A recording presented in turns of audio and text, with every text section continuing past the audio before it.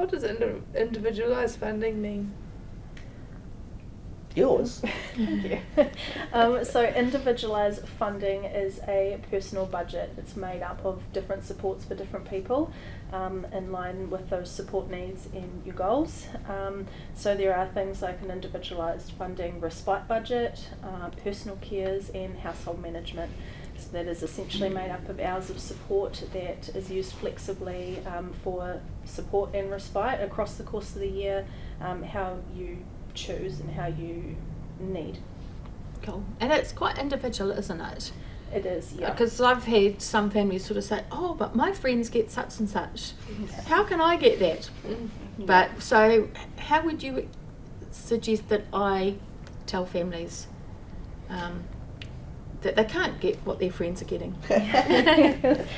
Look, it says it in the name, individualised funding. It is completely down to the individual, their support needs, their goals, and how essentially it's between that person and their host provider, how the funds are accessed. And what happens if the family's needs change or circumstances change? Can they get what they are allocated amended, changed, increased? Absolutely. I mean, people's needs change all the time. Nobody's life is static, you know, things impact on people, and so yes, their needs are going to be changing. And if they find that their needs are changing, then make contact with their key person at Lifelinks and ask for a review. Just give them an explanation or a description of this is happening for me right now.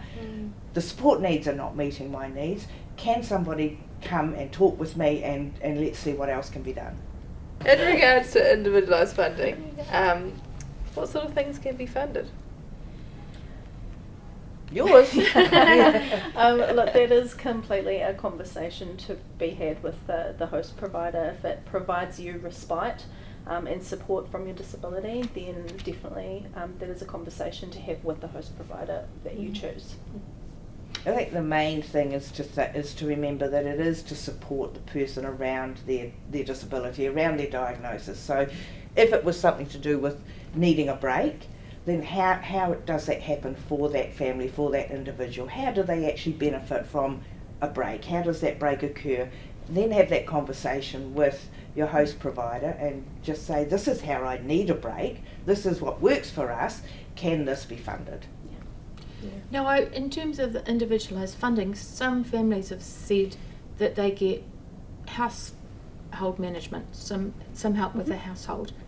Other families don't. What is it? Do they have a requirement to be able to get that household management funding?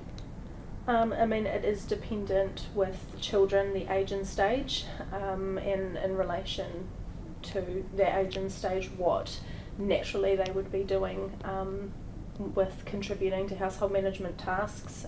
So obviously for adults it's slightly different, but yeah, it is dependent on the support need. Okay. It is also a requirement that there is a community services card.